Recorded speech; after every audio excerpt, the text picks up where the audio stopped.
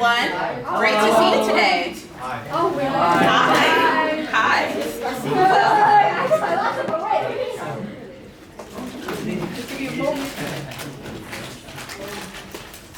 Thank you. I appreciate you all.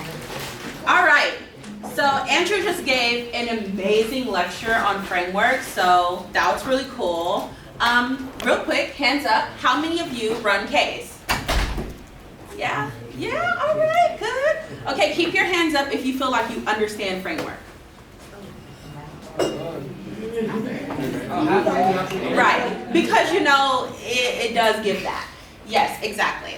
So today we're going to go over K answers to framework. We're going to be going over KAF, so this is kind of going to be a continuation of Devin's lecture that was given earlier today. So we're going to expand on those ideas and give us a chance to kind of like think critically about the things that Andrew had presented to us.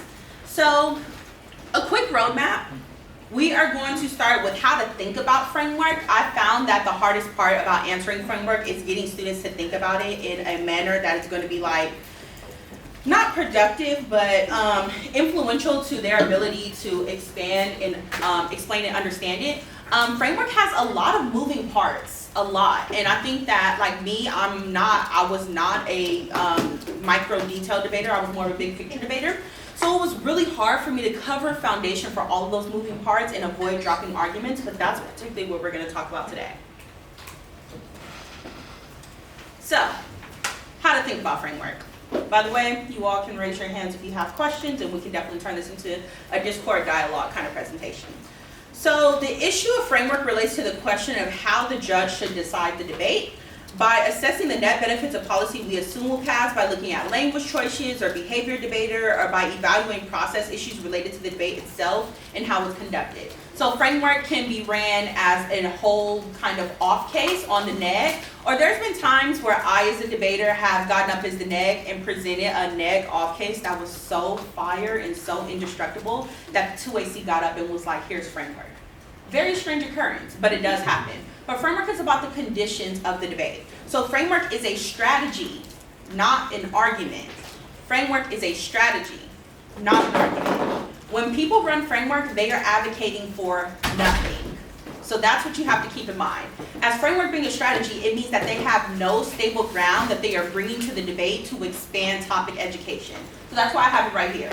Instead of playing Uno with your friends, you spend time arguing over the instructions.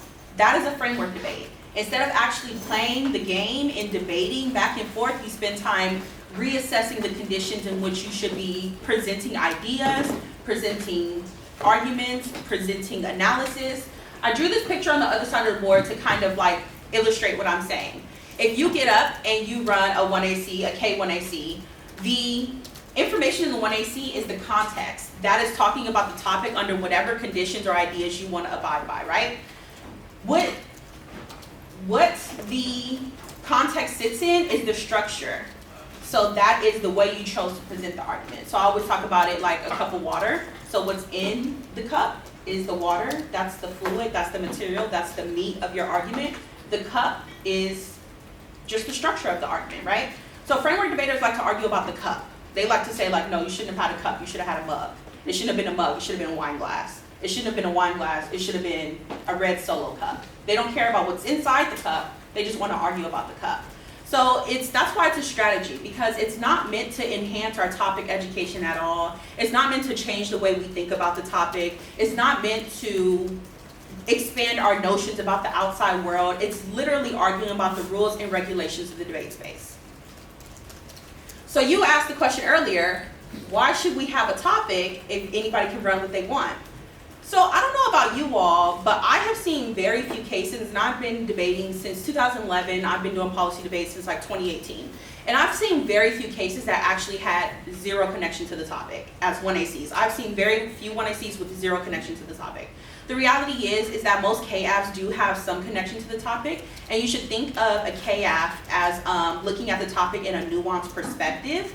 And just because the KAF is starting a conversation that is not central to how we have decided to frame the topic, it doesn't mean it isn't contributing meaningful analysis to the topic. So I think of framework as being an inhibitor to actual dialogue started by KAFs. That is how I think of it. Yes? How do you feel about like switch side debate? They're like, it's not fair for you to run the same argument on both sides. Like chaos or case. Well, switch side debate, I don't think it's saying it's not fair to run it on both sides. It's saying that like you could just switch sides and get the argument that you want. And I think switch side debate is not always going to be the answer, because even with switch side debate, you still have to have links.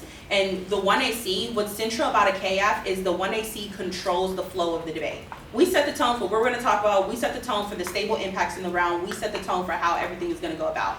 If I read it on the neg, well, that just makes all of my politics like reactive. Now I can only talk about my 1AC insofar as the links to your AF apply, you know, if you read it on the neg. And that's obviously not going to generate the best topic education and give us access to the deepest analysis that a K1AC can. Does that make sense? Yeah, I get you.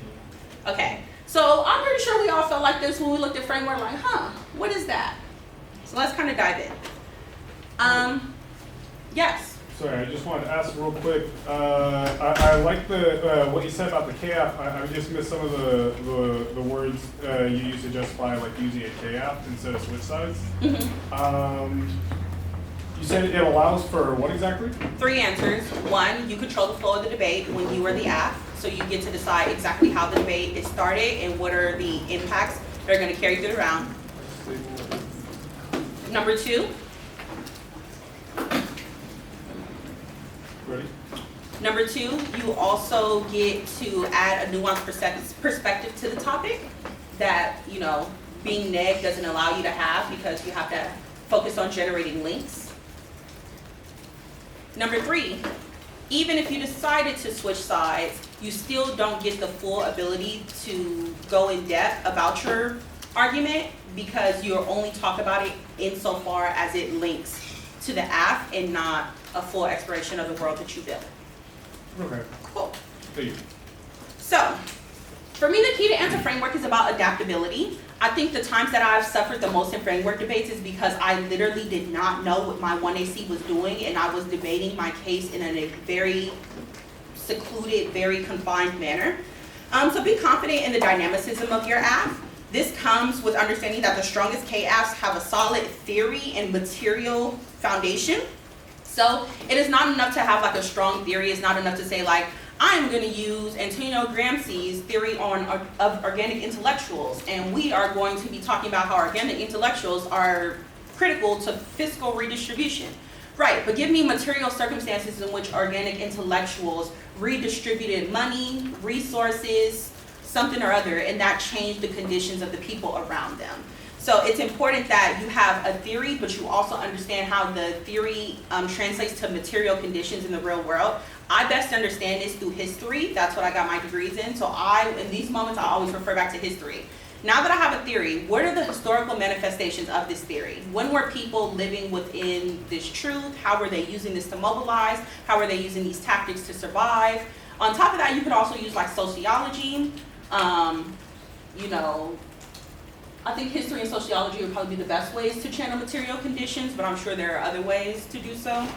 And then you also want to apply your theory of power and structure and impacts through each part of the framework. So as you are going through framework, you cannot forget your 1AC. And a lot of times that's what happens. We focus too much on answering the smaller parts of framework, making sure that we're answering the limits DA, making sure that we're answering the preferability and reasonability arguments, making sure that we're thoroughly explaining our counter-interp. When at the same time, that is going to be a strategy to throw you off, because it's going to lead to you abandoning the actual meat and tendons of your 1AC. But you have to make sure that through all of your answers, your theory of power and your impact stay central to how you're pursuing framework. And then make sure you address the dialectic and performative errors of your opponent.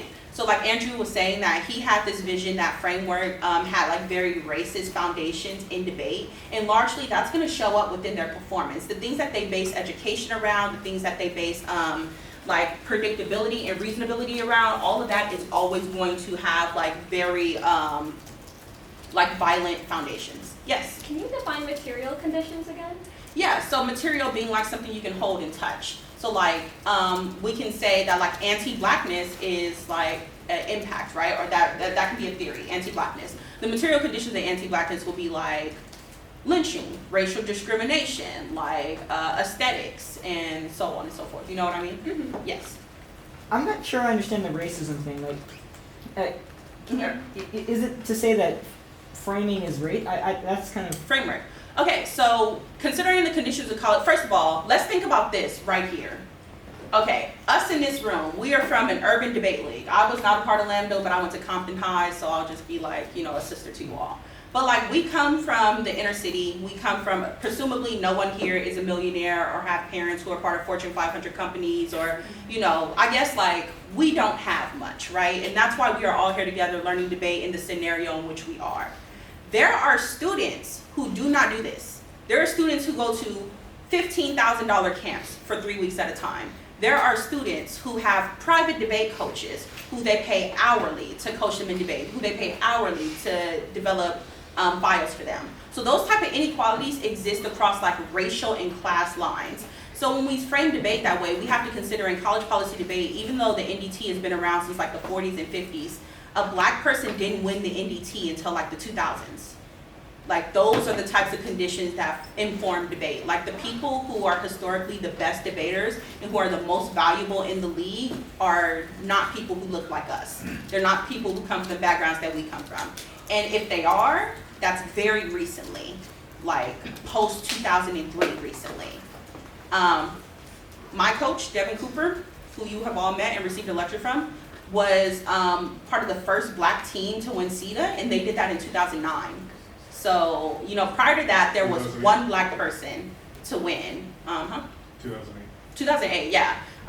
They finaled at CETA in 2009. But prior to that, there was one black person to win, and they were debating with a non-black person. So you see that that's what we mean about the racist foundations of debate. It's like people who look like us, who come from where we come from, have historically had to fight to get to the highest echelons. Yes. How do you feel about institutionalism good? How do I feel about institutionalism? I wouldn't argue it, but I think it's valuable. Do you have another follow-up question about that? I mean, yeah, I get what you mean, like, sometimes it's racist, how they try to, like, meet your voice, or saying, oh yeah, you're not on topic, so you don't exclude, like, so we shouldn't evaluate your argument at its full, like, face value, but I feel like if we argue the argument of, like, race in a way, it's like, if we can solve real estate and make it, like, and reach the same goal, like, why not? I mean, that's valuable. I think that, like, it can be for where you are debating and kind of what that's like, but in the world of college policy debate, like these institutions that we speak of, the ones that could produce the most meaningful change of those capacities aren't present within policy debate. So like HBCUs, I have never competed against an HBCU in college. They don't, I don't know if they have policy debate teams, they don't come to the tournaments. I've never competed by from Howard or like Clark Atlanta or UAPB or any of that. So, those are the things that we're talking about. It's like, we don't have access in the same way that Harvard will always have a college policy debate team, or Northwestern will always have a college policy debate team, or USC will always have a college policy debate team. That's not the same for like predominantly black schools, or even state schools. That makes sense? No, Yeah, ooh, a lot of questions, wait. So okay. So you were. I think what you answered was like the way debate is framed is racist because people don't always have the opportunity. But I was more so asking like I thought maybe I heard this wrong, but I thought I heard that like framework is racist. Right. So that gets me to the point, if that wasn't already obvious. Framework is trying to maintain traditional forms and values of debate. That is to say, like, framework is trying to maintain like the same kind of method of debate, engagement and debate that we have today. Framework wants to like maintain that forever. Or like, the method of debate they had in 1952 when only white men were qualifying and winning the NDT, they think that's the best method to have today because of a set of invisible rules that, we should all be willing to abide by. So the racist notion of framework is how it's weaponized against KAFs that are usually trying to innovate and expand participation and the modes of production in debate. Yes. So going back to what you were just saying about like these invisible rules, like I was in this lecture, right, where they were talking about like what these rules were, and then there was a bunch of kids like debating what they thought like the rules were when like I feel like a lot of the rules that we think are rules aren't really rules. Right. Like even like the times of speeches and stuff, like a lot of people don't always like follow that, or they will like, they'll go over their time, things like that. And I don't know, I'm just wondering like, well, since like policy debate, like that tradition, like the like traditionalness of like policy debate, like is it good to like push against that? Right, like. Mhm. I think it's good. I think that when I joined policy debate, nobody handed me a fat stack of rules and was like, you must do this. Like, none of us can say we have a cohesive, like we're all returning to some rule book or, you know, that we are abiding by. So that is to say that a lot of the things that govern policy debate are like etiquettes that are passed down from generation to generation. And these things change, and sometimes the changes are well accepted, sometimes they're hard fought. For instance, one thing that I used to do when I was debating, and I stopped debating in 2020, but me and my partners would always be scrutinized because we would talk. We would both talk in the speeches. So like there was a 1AC and there was a 2AC and a 1AR and a 2AR, but like during some of those speeches, we would both be talking during them. And judges used to penalize us for that. But now, like the team that just united the crowns and won the NDT and CETA, they do that. That is their primary like method in delivery of argumentation. So you know you can see these norms changing, and we should be still challenging even things that people think are great and don't want to change. Because obviously you are the debaters. It's not up to me to like hold on to this space and make it to what it is. It's about like what the current class and generation of people want to adapt to, and like framework is like a conservatism. It's like trying to be conservative about like the shape and form debate takes. Yes. Yeah, so exactly like what you were saying, right? And I'm glad you brought up like Ayana and Taj, right? Mm-hmm. Like so for their round, right? Like that was like very important in like for debate like as a whole, right? Like because of like the type of case that they run, right? Mm-hmm. Against like the judge panel, right? So that's definitely like pushing like the norms, right? Mm-hmm. Like because I remember Ayana was talking about like how, or yeah, they were talking about how like if they were really just in there like thinking about like winning, Mm-hmm. right? Like they wouldn't have run that, Mhm. right? Like they would have run something more traditional because Right. of their, but like a lot of people use, a lot of K teams like they use debate more as like a platform, right? Right. Like rather than like, you know, abiding by these rules, right? Right.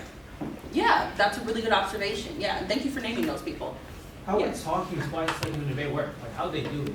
Like Oh, so it's just like, so for instance, you know, I think I see it more as a strategy of performance for teams these days, but like when it was me and my partner, I was the stronger debater. So he was a 2AC, so he would go up and give his speech. I'd see him flustered, and I'd be like, okay, well, let me step in and do this. He'd regain himself, and he'd start speaking again. He'd get flustered again. So it was definitely like more of like a survival strategy for us. Like I qualified to the NDT that year. There was no way I was going to qualify to the NDT if I was not giving those speeches at that time.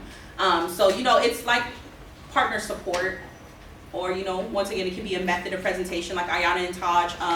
Like Ayana will like read poetry and like talk about Black womanhood, and then Taj will like spread through the cards. So it can be collapsed in many different ways.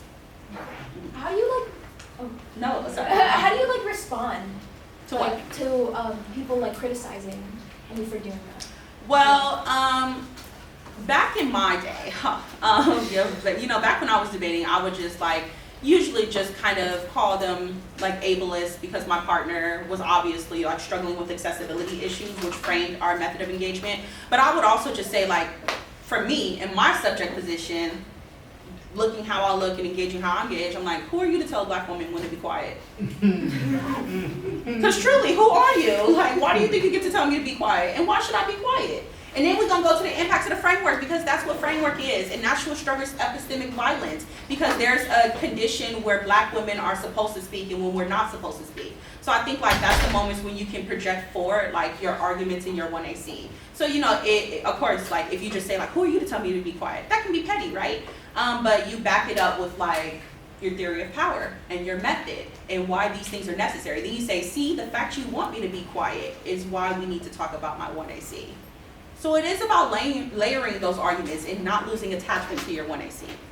So we should be like, like arguing about like the structure of like not just like debate, but like, or I mean not just like framework, but like debate, and like arguing about like what like the backgrounds of these and like what it Right. means to be like a UDL debater, right? Like Right. in this round. So yeah, remember during Devin's lecture, he was saying that like a critique starts from a place of like critiquing the topic or critiquing the debate space. So remember while we're here, obviously you have something to say about the debate space or the structure of the debate space or the structure of the topic if you are running a K. So framework is your opportunity to also get that off your chest, which is why I'm saying don't try to debate them on the micro level, because then you won't really get to the meat and tendons of those arguments if you're so focused on like talking about if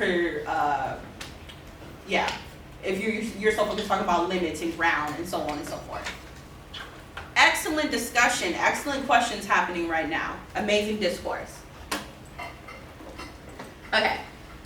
So that brings us, more on adaptability overviews and how the app functions is a great way to have adaptability. Impact framing, remember to criticize how the impact is harmful, what this means for the debate space, framework ballots. Theory is the immediate effect of the debate space. So remember, here we're saying it's important to have a strong theory of power, understanding the theory and material conditions of your 1AC. Theory is what happens in the debate space. It's immediately framing like what's going to happen in round, how framework is affected. Theory is the debate space. Material conditions connects to the resolution. It's about the real world manifestation of the topic. It is also important when showing how methods and tactics can be truth tested in the real world, because that's another aspect of framework. They'll say like, oh, this is not good because we cannot truth test. Well, material conditions allows you to prove the truth testing has always happened, and we are bringing light to this method, this strategy, this tactic of survival. So when it comes to producing a counter-interpretation, because that's going to be the first thing with framework, they're going to say violation, they're going to produce a number of ways you violated, they're going to produce an interpretation, they're going to produce limits, DAs, and whatnot. So the first thing you need to do when producing a counter-interpretation, you just need to have a we meet. So we meet the opponent's interpretation definition. You need to think about it in simple terms. Topicality is defining a word in the resolution, claiming that your plan doesn't fall within the definition. If you can prove that you actually do meet the resolution, then the topicality argument goes away. So Andrew presented on T USFG. That is not the only form of T. So they're saying T USFG, you should defend the actor, right? There has been T arguments that's like you should produce a viable model, plan, or tactic. So that's a T that's attacking your critique of the argument and saying like, hey, your critique is fine, but you need to produce something needs to come from this that we can use in debate. T arguments take many different forms. Do not argue every T as USFG should, because sometimes the topicality violation they're calling upon is not an actor violation. Sometimes it's about methods. Sometimes it's about tactics. Sometimes it's about presentation or accessibility. So T is very shape-shifty, so be aware of what they're saying, be aware of the definitions that they provide, and be ready to structure your we meet argument after that. Next, when it comes to producing the actual verbiage of the counterinterpretation, you should think about it as being compatible with your advocacy statement. If you're running a K-app, you should have an advocacy statement. What are you arguing for? What are you advocating for? Along with that, you should make sure you have a reasons to prefer your counterinterpretation. What would best allow for your affirmative to exist? So make sure your counterinterpretation doesn't seal out your own ask. Make sure those two things are coherent. And also, what type of knowledge is produced by your engagement in this space? Meaning, why are you still inherently valuable to the debate space, even though you're engaging it in non-normative means? The counterinterpretation should also consider neg, ground, topic, education, and limits. It leaves room for the neg to say something within the debate, and it also answers the limit DA by defending your existence within the resolution. So with limits, the neg will argue that there should be a limit on the number of cases, and this goes hand to hand with predictability. But you have to remember that this argument of limits is meant to basically always shield off criticism of social and cultural values. So of course, like the limit is never going to include conversations about race. Of course, the limit is never going to include conversations about gender. Of course, the limit is never going to include like pointing out harmful practices and ideas that exist within the debate space. So within that moment, you have to talk about how the limits can be abusive or they can be exclusionary. And then you also have to frame this as one part of limits is also they're saying like limits are good because it allows for in-depth exploration of the topic, but we have to understand that that's inevitable. In-depth exploration of the topic is inevitable. We're debating the same topic for a year. We also be in these rounds for 2 hours. You're gonna talk about something very deeply over the course of the year. It is going to happen, so you need to frame limits as like not the most immediate impact within the round. Like, it's gonna happen. The topic conversations don't stay the same in September than they do in May. Like, we're gonna see those shifts occur, and we will have in-depth explorations. The news is gonna keep happening, things will keep developing on the topic, and that's gonna frame how we should be shifting our arguments throughout the year. Yes? Do you think being topical is important? I think that most arguments are inherently topical. I don't think it's important to abide by every single word of the topic. For instance, when we were talking about executive authority under the 2018-2019 college policy debate topic, there was like a series of tenets that we were talking about. I did not talk about executive authority like that. If you are in Maya and Devin's lab, then you heard my 1AC on the Black woman president. So my perspective on executive authority was reimagining this question of authority. And I made an argument that it doesn't matter if we talk about the tenets of the topic, because the tenets of the topic aren't going to change the fact that only men have been president in the United States. And some of our male presidents have been gruesome, terrible people. And we should be advocating for a release of that, idea of leadership and an embrace of something different. So I think that that's still topical. I think that that still discusses executive authority. And I think people should be ready for that because K's such as like settler colonialism, anti-blackness, gender K's, capitalism persist throughout every topic. So why wouldn't you think they're going to manifest on the app, and why wouldn't you be ready to say something about that, Yeah, like exactly what you said. Like I feel like a lot of people expect like being topical means you only discuss like the government, right? Right. Or like things like that, which makes them like ignore like these other things that are very real and very like happening and like present, that is bad. Right. Yeah, And that also severely limits topic education. Especially since, when I was running that argument, Donald Trump was president. And this was before COVID. This was 2018, 2019. So none of us saw COVID happening. None of us saw any of the emergencies that we have today happening.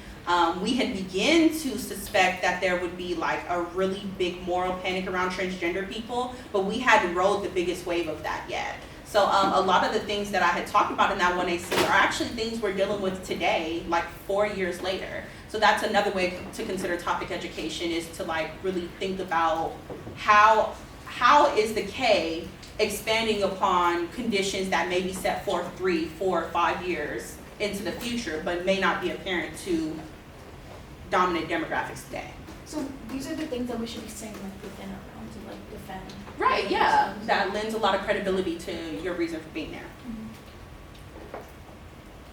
Wait, Yes. do you think it's it's bad that we even have to debate about our reason for being in the realm, why we should and we can have a voice?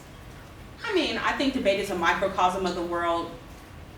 So it's just like there's racist people in the world, there'll be racist people in debate. Just like there's ableist people in the world, there'll be ableist people in debate. So it is bad, but it's kind of inevitable. It is that's why we have to challenge debate, to always be an environment where we can push those standards, and it can always be more expansive than the world around it. So yeah. Good questions, good dialogue, everyone. So now we get into this conversation of education. So this is going to be really big because topic education is always people always center that as the most important impact of framework.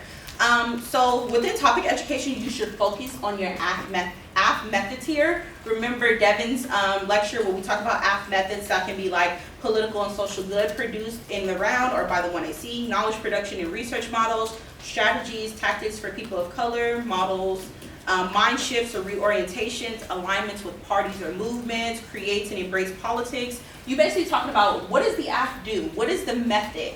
How are we expanding knowledge? How are we introducing new realities? How are we reimagining the world? This is, you really put your foot down in education here. You connect the methods to the resolution. Why is your research influential? Why does your research allow for an expanded understanding of the topic? You know the function of the app and its importance in the space, so consider your advocacy statement. Why is it imperative that your app exists in debate at this time, in this moment, under this topic, surrounding these people? And use cross-sex exchanges to frame the 1AC impacts. What are the underlying assumptions that support their explanation of valuable education? Why? So like one thing I've seen a lot is like people who get up in their 1AC and they speak a different language, which my girls used to do. Erica and Raquel, who are also LAMDL alumni, would get up and Erica would speak Spanish, and that was something that was very near and dear to their performance. And then people would be like, yeah, like framework, not only are you all not topical, but also like you don't communicate in a language that everyone can understand, so it like skews education, or like, you know, having these very offensive moments. And it's like, what underlines these assumptions? White supremacy. If I can speak multiple language, why must I get in front of you and speak English? Why? Why is that important? And this is, you know, part of my performance, or this is part of my knowledge production. And that also goes to say that only the most meaningful forms of knowledge are produced in English, which is very Western, which also like skews the knowledge production and contributions of people from all over the world, places like China, places Africa, places in South America, things like that. Yes? If you only speak English, then what do you do if the other team exclusively speaks a different language? I think you better hope that they are willing to share. But not only that, I think there's always room to just ask for like, first of all, disclosure is a thing. People be disclosing on the wiki, so you can always go on the wiki and either find their citations, find their authors, like kind of look it up yourself. But also, I think just asking those questions like, you know, how should I engage with this? What did you say? Can you share this with me? Like, is there a pathway for connectivity? Not to say these answers are inherently wrong. Like, of course, if somebody isn't willing to share, then okay, maybe you should critique their specific language engagement. But it's about how that critique manifests. So people have gotten up in rounds and spoke Spanish against me, which I think is pretty interesting, pretty ballsy. So I critique Spanish. I'm like, dang, that's a colonial language. Your ancestors didn't even speak Spanish for real. The conquistadors taught you that. Why are you weaponizing against me? That's anti-black. And then, you know, begin my own cycle. Because it is, because it's not my fault. My ancestor was enslaved and I don't have access to another language. Yes. Okay, well, if you don't want to bring up like the anti-blackness part of it, if I'm speaking English and somebody gets up and speaks Spanish against me and I genuinely cannot understand, how do I say something without them going back and saying like, oh, well, why can't I speak Spanish? Like, why is such a problem? Like, I genuinely can't understand. So why is it? Or how do you respond to that without being weaponized? I think that, how do you respond to another language being weaponized against you? For me personally, I'm always gonna go anti-blackness. Because why are you weaponizing language against me? What's going on now? But I think it is also important to like, you know, look for points of compatibility. Are they willing to open up to you? Are they willing to share? Some of my students, like another thing with Erica and Raquel, they went against somebody who spoke, they were representatives of the Muskogee Creek Nation. So that's a group of indigenous people in Oklahoma. And they were using like their native tongue. And then when Erica and Raquel said like, hey, what are you guys talking about? They didn't want to reveal it to the judge because the judge was a white person, so they went over and whispered to Erica and Raquel, and there was like a moment of community to like be had there, and so on and so forth. So it's like, remember that debates are a site of like dialectic competition, so it's really just a speech act, and it's really about like, you know, producing knowledge and methods via that speech act. So it's like always allow for there to be like testable grounds, like always before you're like, hey, you're weaponizing that language against me, like ask to be included. Like form yourself to be a ally, and you know that's always the best part of chaos because you can always like fight for that inclusivity. Yeah. Okay, cool. So fairness, which you know that's a great segue.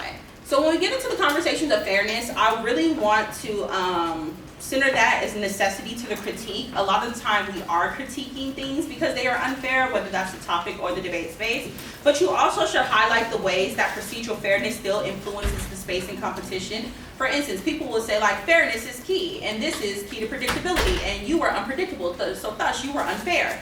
But we're still speaking within the time limits. And also the judge is still there flowing and taking notes.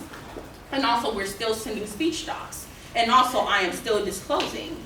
And also, we are still doing process. So there's so many structural components of fairness that the debate space still relies on and abides by that this can't particularly be like the only thing that they, the only impact they put all their weight on, especially since structural fairness is inevitable.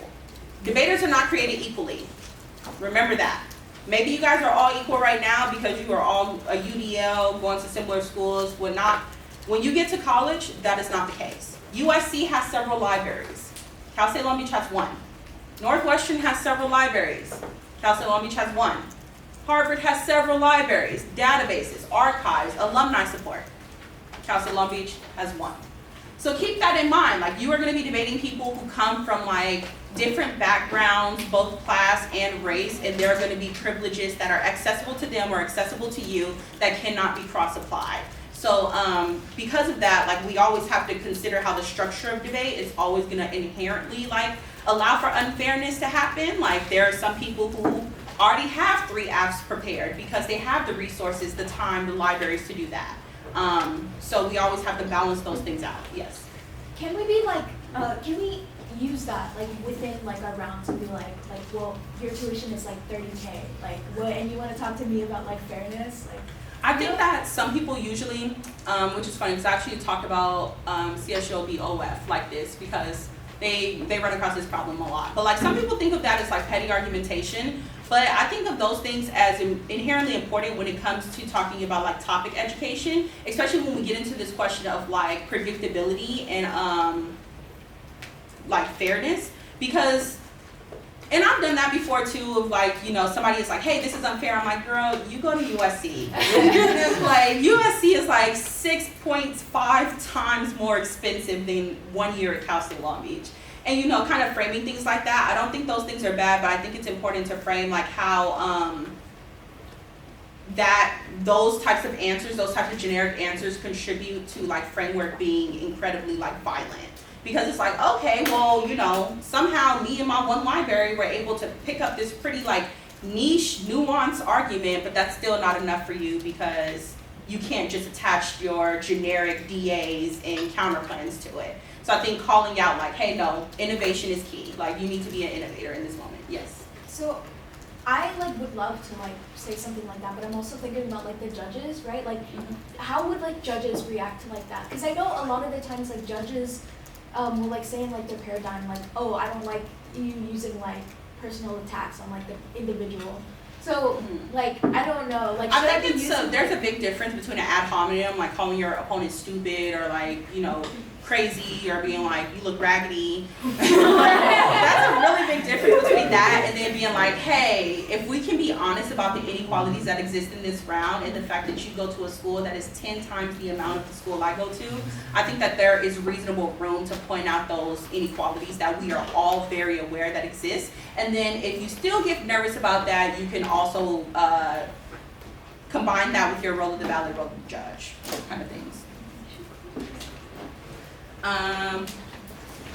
But yeah, fairness, remember, fairness is highly negotiable, and structural inequality is inevitable, and you always have to be asking in terms of fairness, like, why are we here, what's wrong with this space, what's wrong with the world, before we begin to say like, my method is unfair, what else about this is unfair.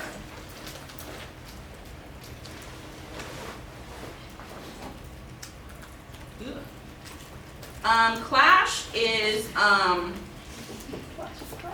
like Andrew was talking about, clash, like debate, these things being incredibly important for advocacy, self-reflexivity, critical thinking. So remember, always consider net ground, consider limits. What did you set as net ground? What did you say that they should be able to say against you regardless of their level of preparation? What are the limits that you apply to the resolution? What part of your method, theory of power, and performance remain open to critique? So for instance, when I was running the Black woman president, I thought that the parts that were most obvious to critique is, number one, there is no assurance that a Black woman becomes the president reaffirms or reorients any level of the United States federal government. We will still have nukes, we will still have drones, we will still have missiles. Black women can use those too. Number two, identity politics. You cannot elevate any type of moral or virtuous character onto anyone because the identity they presume. Black women are just as capable of committing genocide as white men. They just haven't had as many opportunities to do so. I think there was also a good critique about, you know, the Black women who have existed in power and the ways that they have been used as like white supremacist mechanisms, like Condoleezza Rice and so on and so forth. You also want to highlight the uniqueness and necessity of limited preparation and impromptu speaking in debate. So they're like, hey, we didn't have time to prepare. Usually we all have some type of time restraint, like sometimes parents come out 30 minutes before the round and we're like, oh shoot, what do? We gotta hurry up and put something together. Sometimes cross-check starts and we don't have questions to ask and we gotta just bite our inner mouth for the whole 3 minutes and just hope, grit and bear, that something can happen. Limited preparation and impromptu speaking is just a part of debate. It doesn't grant any uniqueness for why you are at a severe disadvantage for this. Nobody comes to a debate tournament 100% prepared for every single thing that could possibly be said. And also, you're going to impact turn, advocacy skills, self-reflexibility, critical thinking, and information processing. They're not unique to traditional debate. You can still do these things against KAFs. You do them even better because of the fact that you were unprepared to do them, to have the debate in the first place. Yes?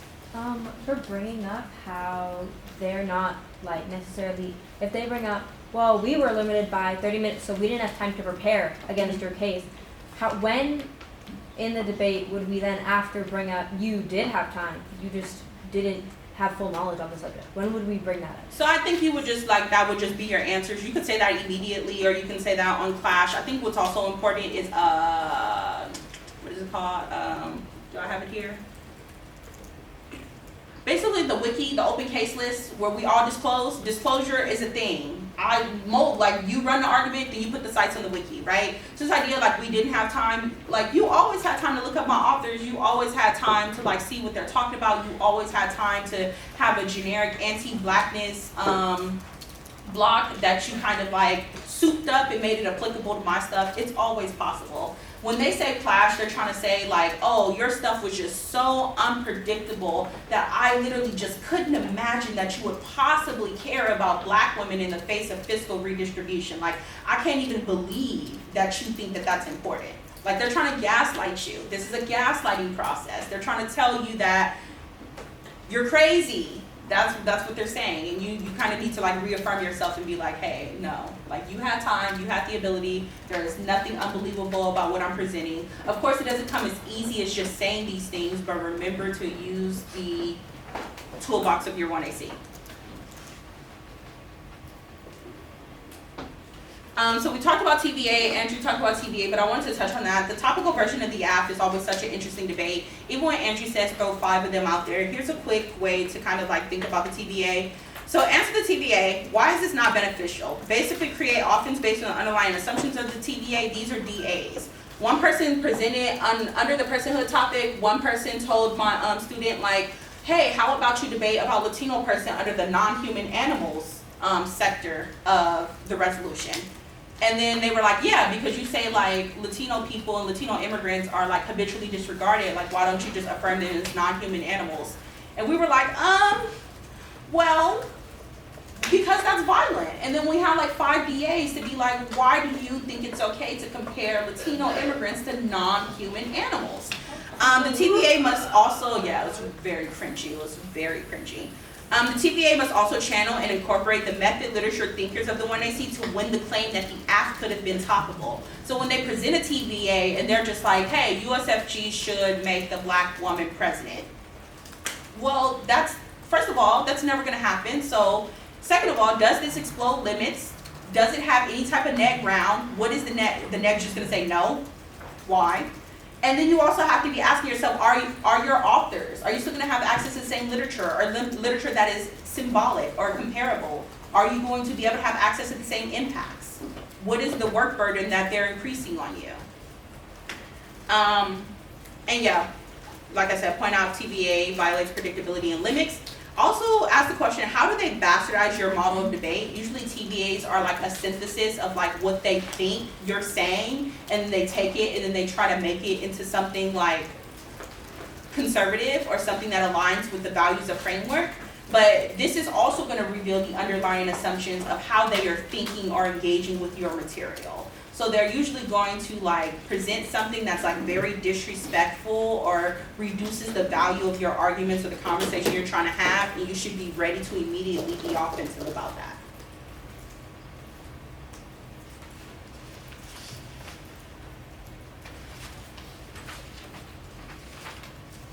And think this is the last thing, but we, talking about the role of the ballot and judge is kind of gonna like uphold all of this.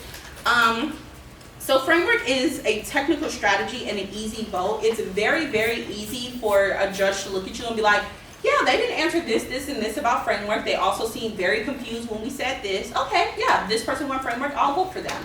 So like framework is a great moment that like people can make you look stupid, quote unquote, like show like, oh, see, they don't even understand the full scope of the debate. This is why we win, because we taught them something. Or this is why we win, because these things remain key. But you have to give the judge a role within your model of debate. You have to basically say what type of education should the judge be endorsing or supporting, and how does identity characteristics of the judge impact the resonance of their decision. For instance, judge endorsements are like a big key, like, oh, this judge voted on this argument, so there must have been some value for it. Judges who are parents, you know, I'm sure you all have experience with that, might not be a big endorsement. But if you're being judged by the coach of Harvard University and they are saying that your arguments aren't that good because you couldn't properly explain limits and predictability, that holds a completely different weight than my mom coming in the round and saying she just didn't understand what you were saying. So you have to kind of call these things into questions. This is once again talking about these social inequalities that exist between us, and you should be telling your judge like, yeah, you need to vote for me. Like, you need to have faith in what I'm saying. You need to make this believable. This can also be supported by epistemic cards about epistemology, especially when it comes to epistemic violence. Like, who is allowed to speak and be credible? Cards that talk about this would be great here. And the role of the ballot is why should you win? So this is going to overcome those self-serving arguments. You need to talk about what the ballot does. You need to consider your limits and your methods here. And you also need to be talking about like who was not in the room, who this benefits. Yes? I have a question. Mm-hmm. If you're dealing with a like parent judge, how do you cater your debate to them? So I would not per se dumb it down. I would just shift my focus from theory to material conditions.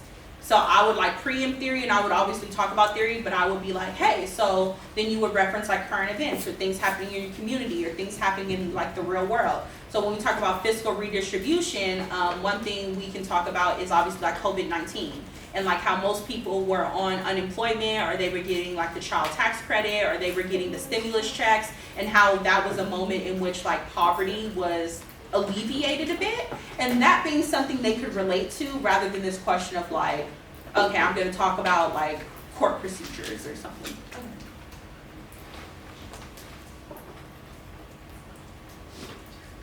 Okay. If anyone has any questions, we can go.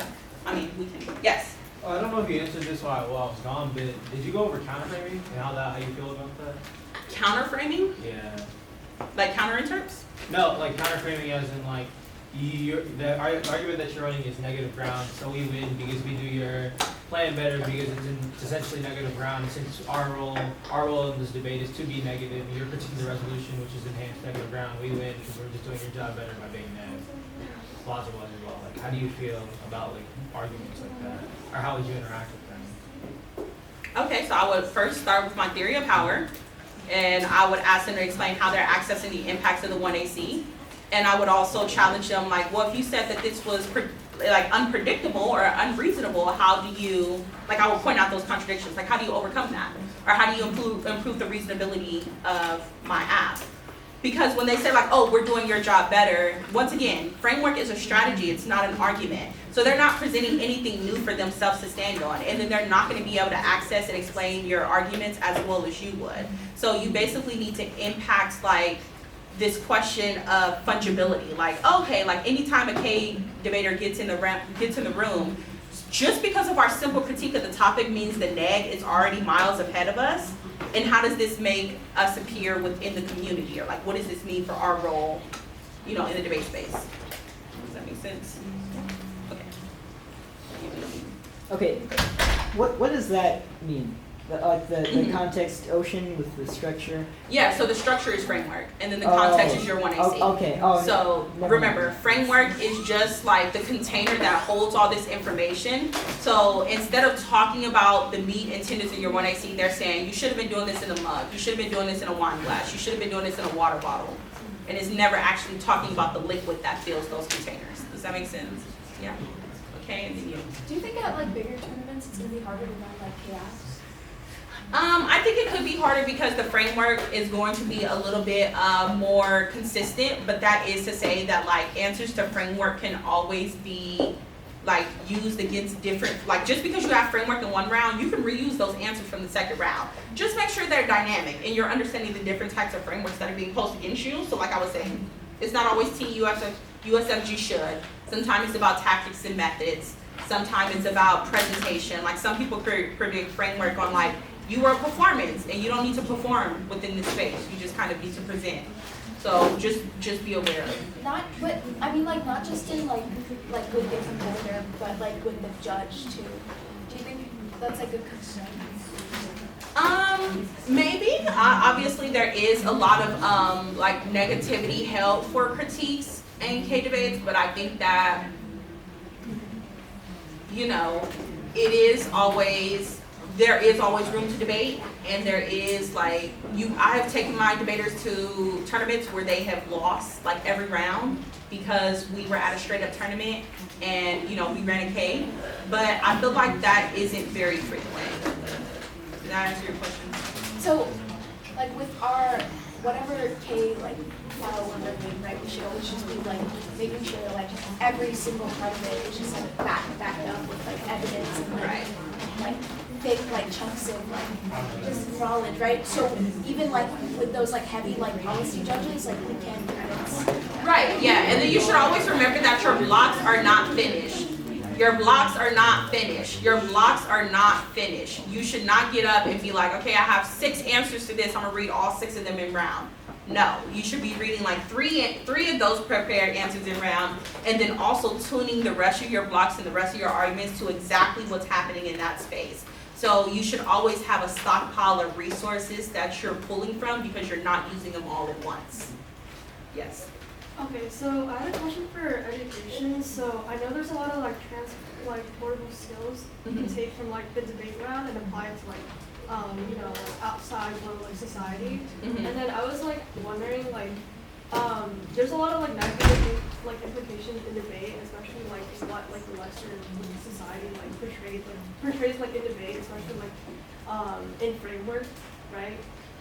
Is it good to like mention that and then mention how like how there's gonna be like another world where like that won't happen, and then like saying that world like in like the round, like if that makes sense, like because like our world like there's a lot of like corruption and there's a lot of like like negative things like occurring. So if you say like there's like another world where like this won't happen, and like picturing that world into like your argument and saying like, oh, like if you don't like if you decolonize this is gonna happen, like can you say that?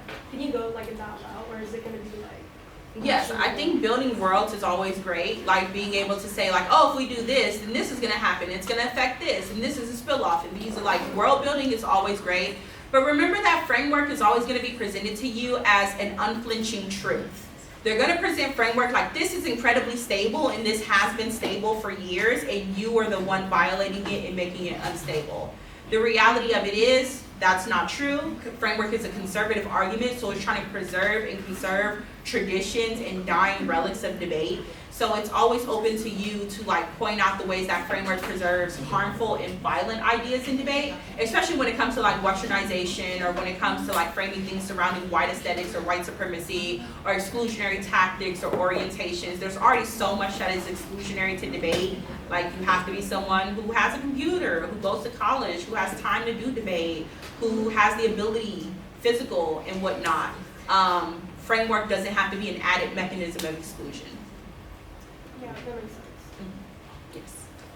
If you're running a KF and you have an alternative, how do you combat when the negative goes? Well, if you're not really solving for anything, why are you even talking? How do you combat them saying that you're not like doing anything if you just have an alternative? Because that's your method. So you say, how do you combat not doing anything? So you refer back to your method. I think that there is always a critique of material, or what do you call it, pragmatism, People always want you to be pragmatic. There's a lot of theory, especially revolutionary theory, especially by like black people, who say like pragmatism should not be prioritized because it raises like insufficient soldiers. So if you know about like the Black Panther Party, they have this quote like survival pending revolution. Like revolution cannot require head-first engagement. We have to build up this moment of survival and this moment of resistance. So that is to say that like things that are invisible, political and social good, knowledge production, strategies and tactics, reorientations, alignments with parties, politics or movements, embracing of hidden politics, those things appear invisible and they appear as if you're doing nothing, but you have to be ready to talk about the impact of those things and why they matter. All right, thank you all for sitting with me. Thank you all for